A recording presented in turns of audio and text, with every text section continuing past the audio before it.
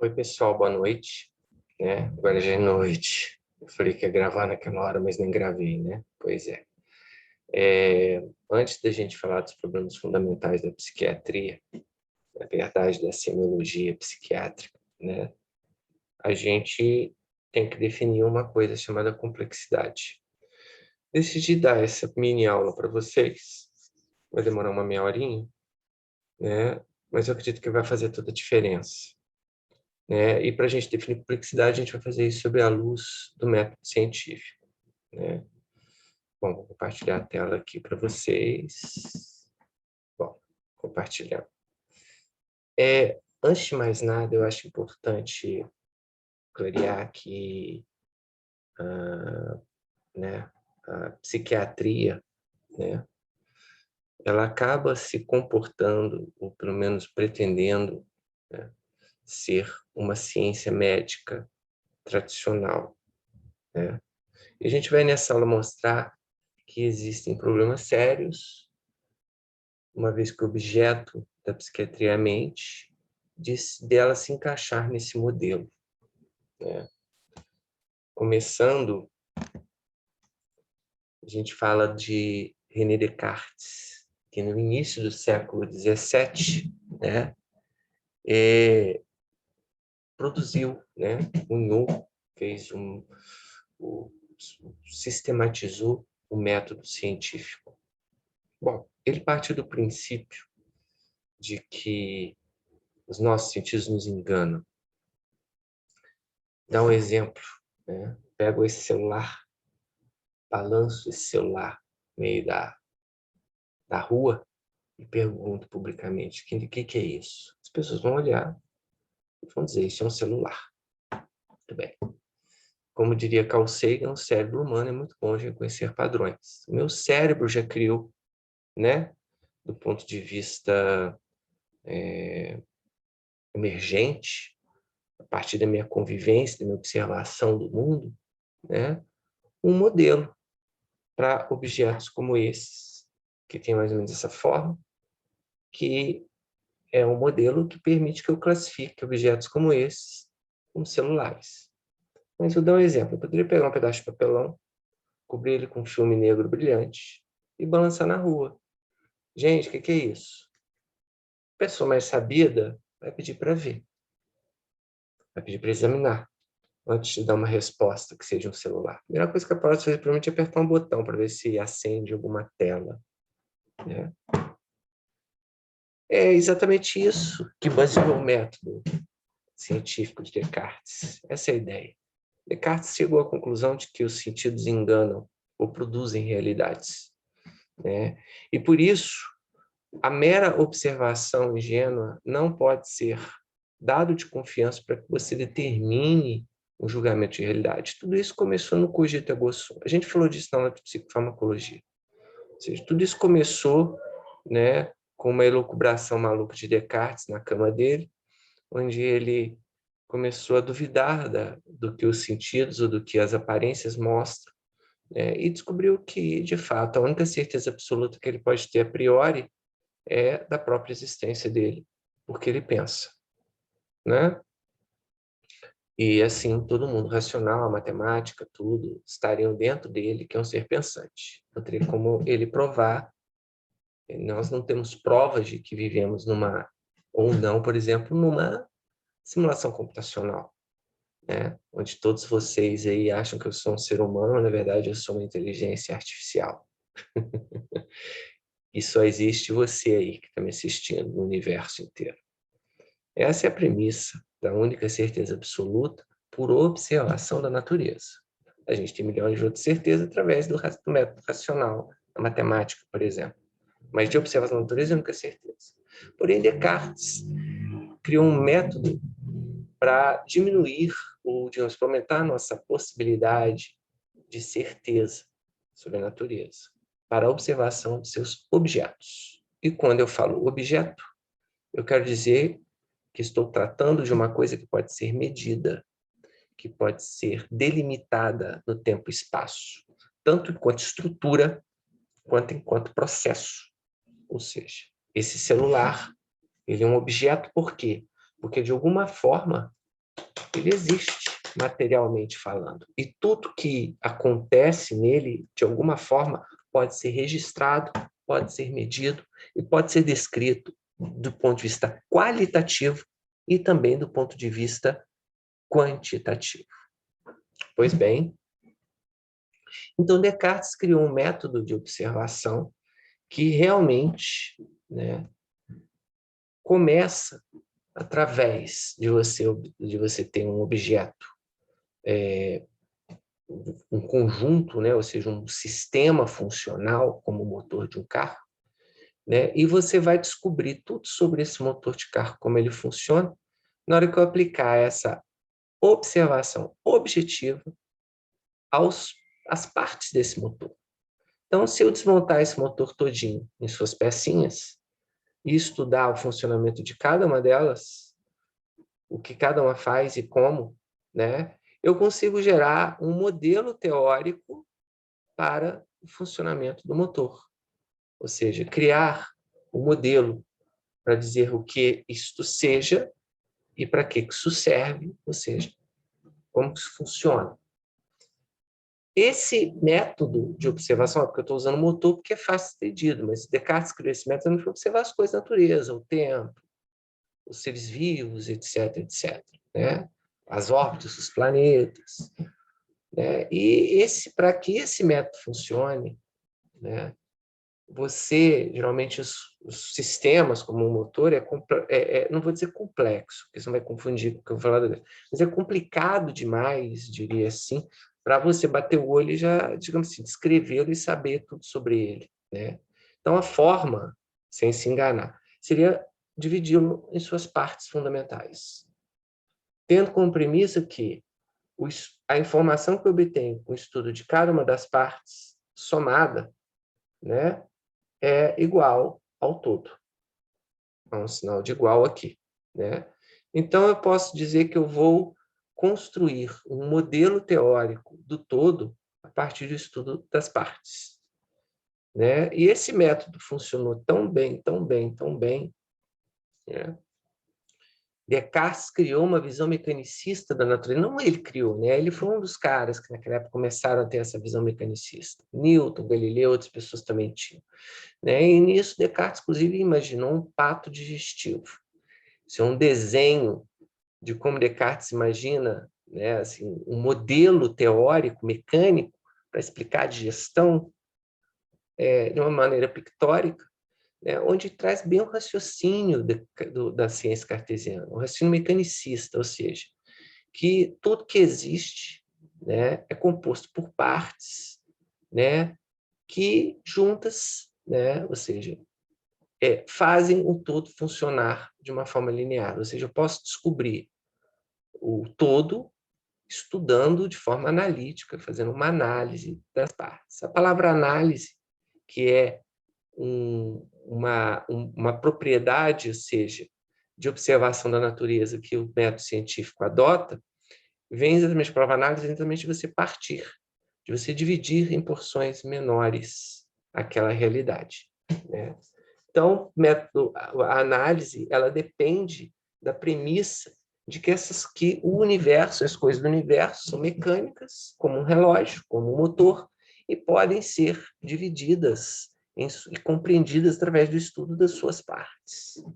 Algumas vezes, isso é o que a gente chama de reducionismo, e algumas vezes você pode estudar um relógio através das suas partes e gerar um modelo geral para todos os relógios mecânicos que existem no mundo, né? Então, assim, método cartesiano, né, que parte dos processos de análise, tendo a premissa, né, reducionista de que o universo pode ser estudado através de suas partes, né, e de forma objetiva, ou seja, através de uma observação criteriosa, onde você utilize medidas, repita essas medidas, né, mude os pontos de vista, para que você consiga ter uma observação objetiva da natureza. Isso funcionou muito bem, muito bem. Em 400 anos, o método cartesiano tirou o homem da Idade Média, onde ele queimava mocinhas jovens como bruxas, e trouxe a era dos satélites, celulares, da cibernética, da inteligência artificial e das neurociências. Nunca se soube tanto sobre a natureza, sobre os mistérios do cérebro, quanto hoje, graças, sim, ao método científico, né? Agora, existe um probleminha que começou a aparecer mais nas últimas décadas, que observaram que o método científico ele começa a falhar em alguns aspectos.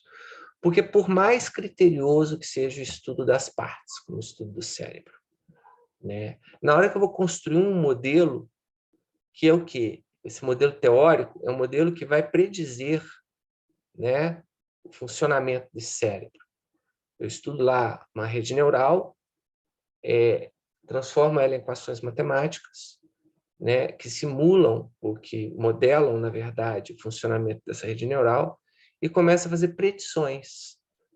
Como que essa rede neural vai se comportar em diversas situações, né? Faço isso numa viga de concreto, né? Eu conheço aço, eu conheço o cimento, eu conheço a brita, que são as partes. Junto tudo num computador, ele cria um modelo teórico de uma viga, e a partir dali eu posso começar a estudar, por exemplo, que carga essa viga aguenta, quanto de torção ela aguenta, enfim, né? Será que ela serve para esse prédio ou não serve para esse prédio? Pois é, mas por mais alguns sistemas, digamos assim, mais simples, como uma viga de concreto, o método científico consegue criar um modelo muito eficiente para você poder predizer o que vai acontecer com essa viga de concreto. O mesmo pode acontecer com os planetas em órbita. Isso é um sistema extremamente simples. Mas quando você vai pegando coisas muito complicadas, como o cérebro, né, esses modelos começam a errar e errar muito. Ou uma coisa complicada, como a célula.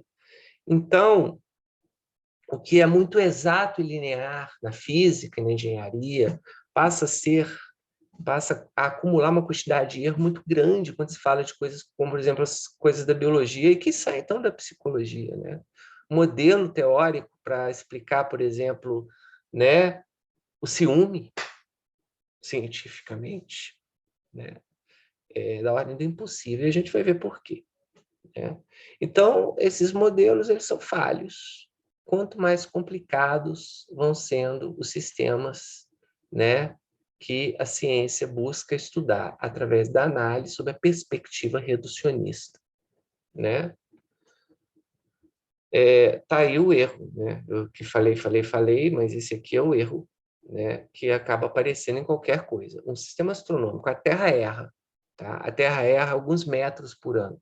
A gente tem os modelos que vão prever, vão montar os nossos calendários e prever onde a Terra vai estar daqui a 7 milhões de anos, né? Vai existir um erro aí, porque a órbita da Terra ela não é perfeitamente linear, né? No motor do carro vai existir um erro. De vez em quando um carro explode, o carro lá da Tesla, um carro automático, a inteligência artificial não bateu, não matou todo mundo, então. Tem que ver que os modelos não são perfeitos. Ou seja, a ciência é imperfeita, ela é insuficiente para construir esses modelos através dos métodos de análise e observação da natureza. Bom, um cara chamado Pierre-Simon Laplace, que era um matemático do século XIX, né, século XVIII, XIX, ele deu uma explicação que foi conhecida como o demônio de Laplace. Ele diz que simplesmente a questão é a nossa ignorância. A gente não conhece todas as variáveis, ou seja, por mais que você estude essas peças aqui, alguma coisa vai passar despercebida, até porque as medições são sempre imperfeitas. A gente erra quando vai medir, nem que seja um micrômetro. Então, esse erro, esses problemas para conhecer as peças, ou seja, as variáveis de forma precisa, vão se acumulando, o que gera essa imprecisão dos modelos teóricos, né? Então, Laplace, né, ele diz que o problema é a nossa ignorância, ou a nossa limitação inerente de observar a natureza, e todo mundo aceitou isso. É por isso, então, que os modelos às vezes não funcionam muito bem. Então, a biologia realmente tem muitas variáveis, as células são bilhões de variáveis, mas descobriu-se que não é bem assim, não. Um meteorologista chamado Edward Lorenz, americano, né, ele descobriu, não vou entrar em detalhes como, que, de alguma forma, a natureza produz eventos totalmente inéditos, totalmente emergentes, sem nenhum predicado, ou nenhuma causa, nenhuma causa, simplesmente, né? Ou seja, do nada, esses pequenas perturbações, né, acontecem a todo instante, que são muito observáveis, muito visíveis no microcosmos. Se você olhar, por exemplo, uma gota d'água no microscópio eletrônico, isso fica muito visível, né? Nas moléculas, você são completamente imprevisível o movimento delas, e praticamente irrelevante, insignificante no macrocosmos. Quando você fala, por exemplo, do erro de 5 metros, que a Terra tem, tamanho de Terra, tamanho de universo, de um ano para o outro, né? Então, na verdade, essas pequenas perturbações, né, deve até o nome efeito borboleta, elas também vão ter um efeito acumulativo e que vão gerar grandes transformações, né? Então, vem até essa piada que foi o Lawrence que criou, né? Ou seja, o bater de asas de uma borboleta pode criar um ciclone no Caribe. Daí que veio a ideia, não daí, né? Ele veio por causa de uma coisa chamada trator estranho, que parece uma borboleta, que é uma coisa da matemática, mas ele criou esse aforisma que ficou famoso para explicar o que é o caos. Ou seja, o como uma borboleta vai bater a asa e o efeito que isso vai ter no ar ali, como que isso vai sendo acumulado, isso não é previsível, porque simplesmente isso é emergente. Isso aparece do nada, e matematicamente a gente já sabe. E isso criou um campo na matemática a partir da década de 50, 60, chamado matemática não linear, ou matemática do caos. Esse livro do James Gleick, eu recomendo a todos, é um livro maravilhoso, né? Que explica de forma extremamente didática um campo que revolucionou o pensamento humano. E a palavra caos se tornou, né, um termo de cunho popular, né? Então, gente, a gente sabe que a ciência, através do método sionista, apesar dos modelos imperfeitos, tem caminhado de forma significativa para conhecer para conhecer, por exemplo, na neurociência, o cérebro, né? Mas, ou seja, a gente sabe através do caos que a imperfeição dos modelos necessariamente não é, também é, mas não é a priori causada pela nossa ignorância, como Laplace dizia, mas sim porque coisas impreticáveis e emergentes acontecem a todo tempo, né? Atrasando, adiantando a Terra, fazendo um neurônio disparar mais ou menos, né? Colocando uma molécula de ar aqui ou ali, né? Ou fazendo um motor pifar. E essas coisas impreticáveis, muitas vezes, podem invalidar os modelos. No sistema nervoso, isso acontece quando você vai estudando questões muito complexas, já vou usar a palavra complexa. Então, a gente pode começar, né? Será que essa ciência, que permite a gente conhecer os astros de forma boa, bem definida, permite projetar um motor, ou construir uma estrutura de concreto de forma muito boa, mas já começa a falhar para estudar biologia e prever os fenômenos? Será que é possível a gente conhecer a mente através dessa ciência? Essa é a pergunta que a gente fala. Bom, aí eu vou trazer o conceito de complexo, né? Dentro do dicionário é isso. Diz que de um conjunto tomado como um todo ou menos partes mais ou menos coerente, que os componentes funcionam entre si em numerosas relações de dependência ou de subordinação e apreensão muitas vezes difícil pelo intelecto, que geram e apresentam que geralmente apresentam diversos aspectos. Então, o complexo já fala, é algo que é um sistema complexo, um sistema onde as partes funcionam entre si em numerosas relações de interdependência. Ou seja, estudar a parte de uma peça sozinha, né, não significa que eu vou saber que ela vai estar fazendo a mesma coisa dentro do complexo, né? Ou seja, é uma peça que pode ter um estado funcional fora do motor, mas quando eu coloco lá no motor, ela se interage com o entorno e ganha uma nova função, né?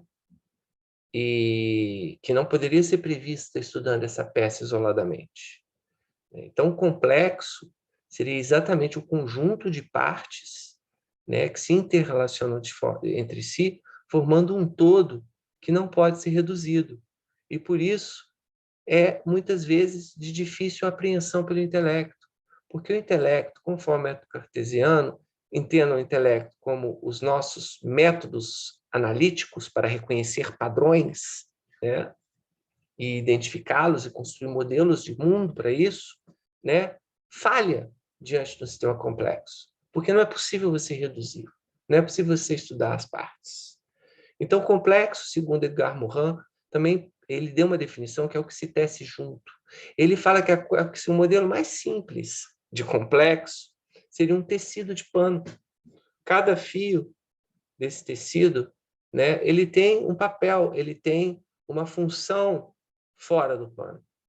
Por exemplo, o fio fora do pano, ele é um objeto que resiste a uma tensão em uma dimensão. Mas quando eu junto milhares de fios entrelaçados e formo o pano, o tecido, esse fio ganha, por causa da sua relação com os demais, uma nova característica, uma nova dinâmica, uma nova realidade.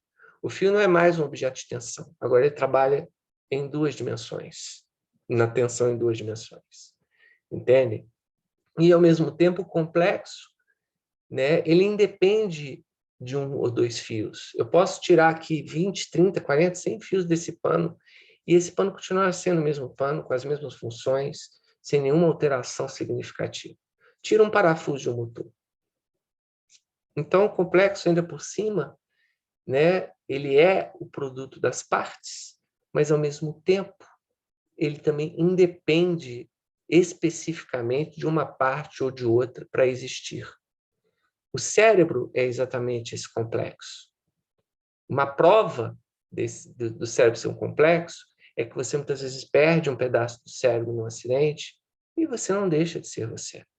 Bom, então, para a gente entender a primeira definição de complexo, que é que deriva do tecido de Edgar Morin, é que o todo é maior do que a soma das partes.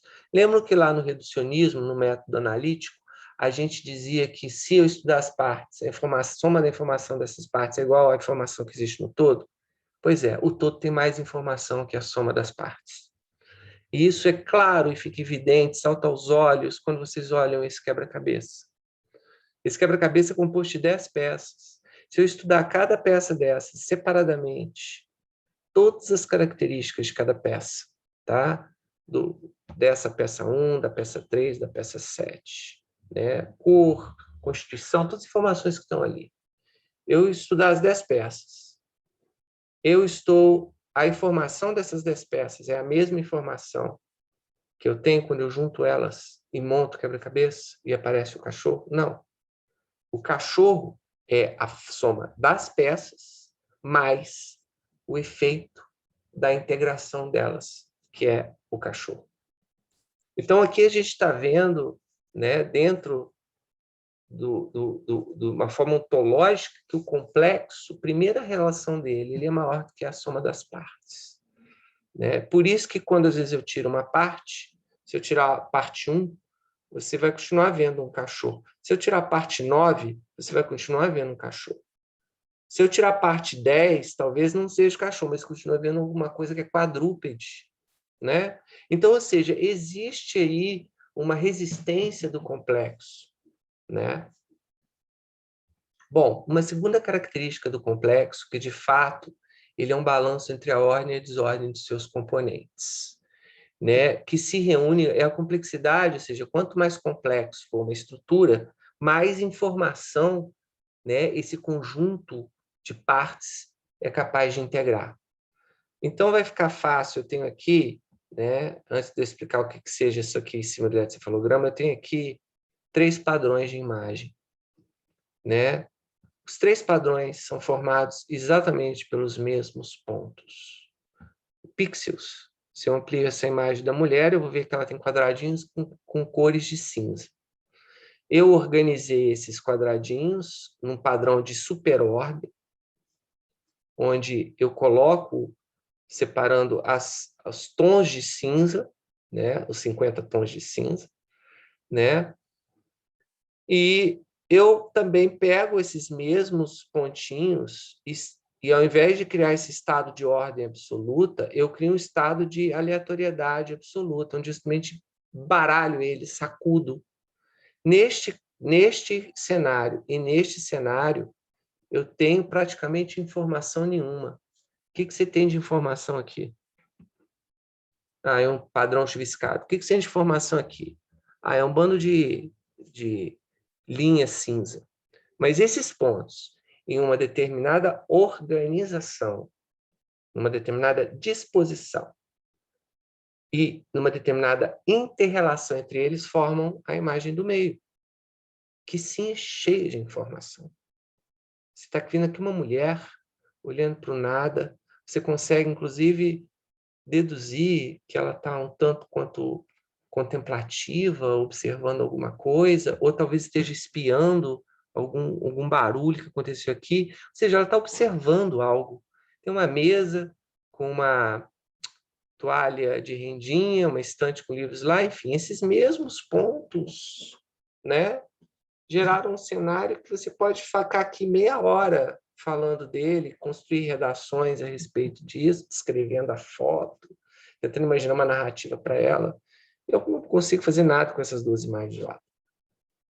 Aqui eu tenho a desordem absoluta, aqui eu tenho a ordem absoluta, e aqui eu tenho um grau de balanço entre ordem e desordem.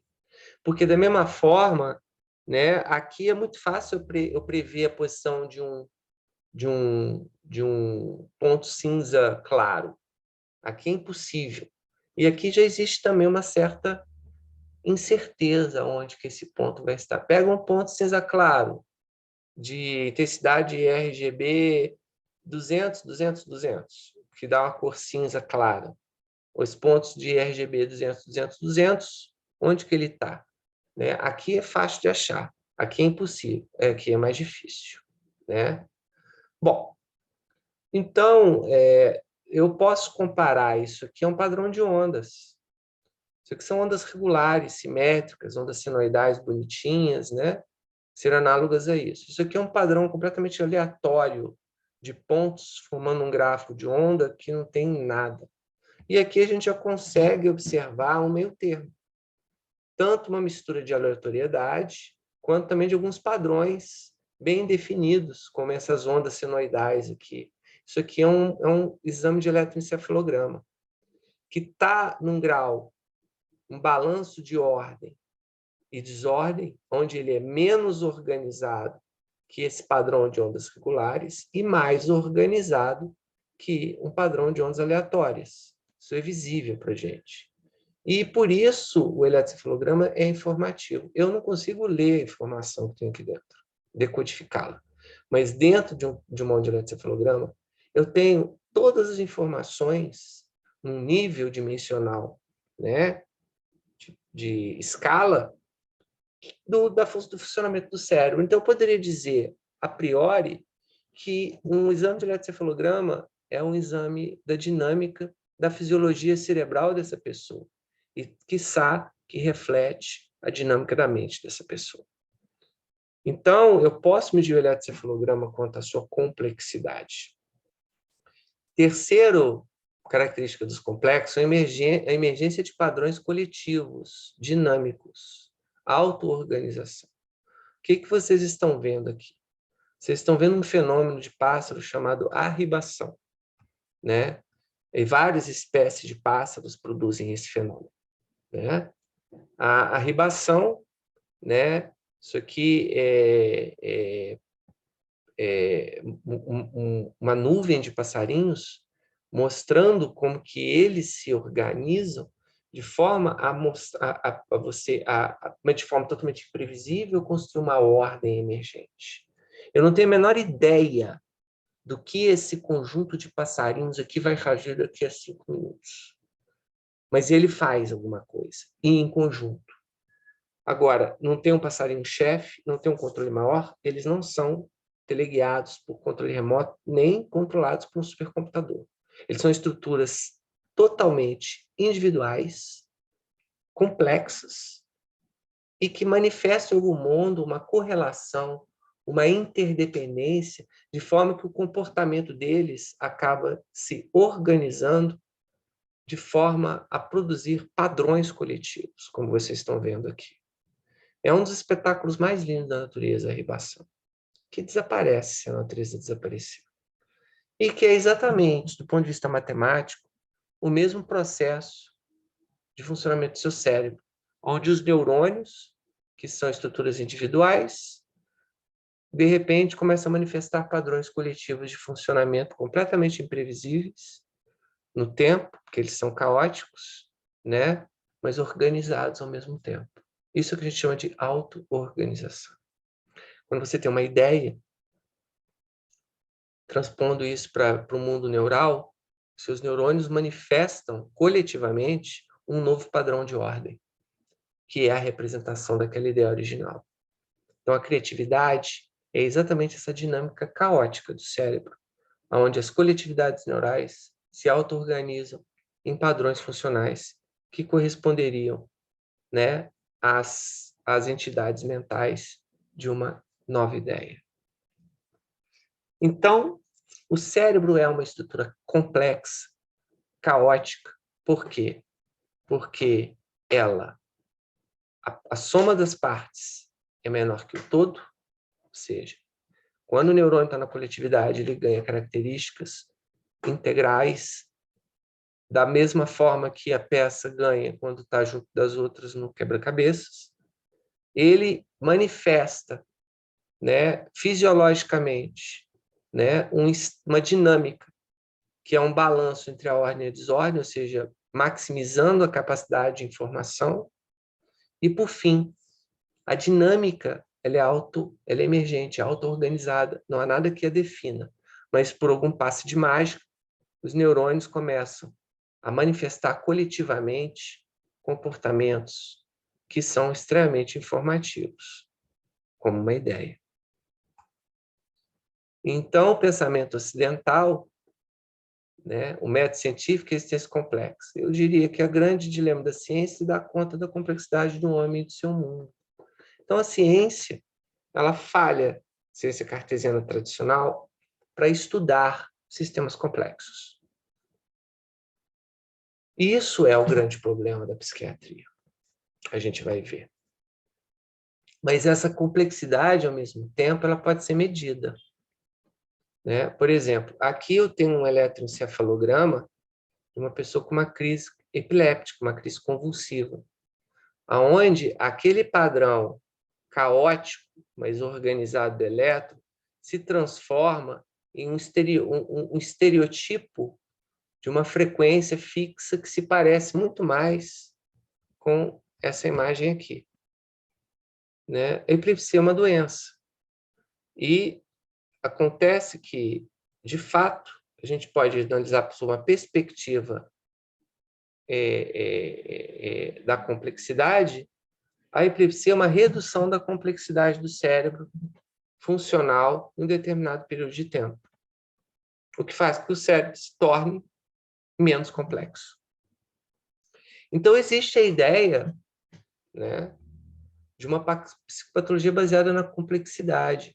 E já tem vários correlatos funcionais, né, que mostram que isso pode ser um caminho possível.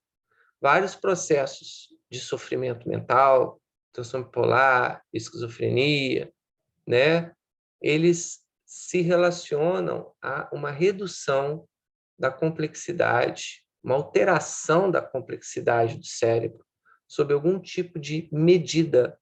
Existem dezenas de medidas possíveis, todas baseadas numa coisa chamada entropia, que eu não vou falar aqui o que é, né? Mas existem vários tipos de medidas de entropia, né? E elas mostram uma sensibilidade para uma relação entre complexidade e sofrimento mental. Então, é possível que a gente consiga operacionalizar uma psicopatologia muito mais compreensiva, né, para o sofrimento mental através da complexidade, e não mais do velho método cartesiano de pegar os pedacinhos, analisar os pedacinhos para tentar entender o todo. né?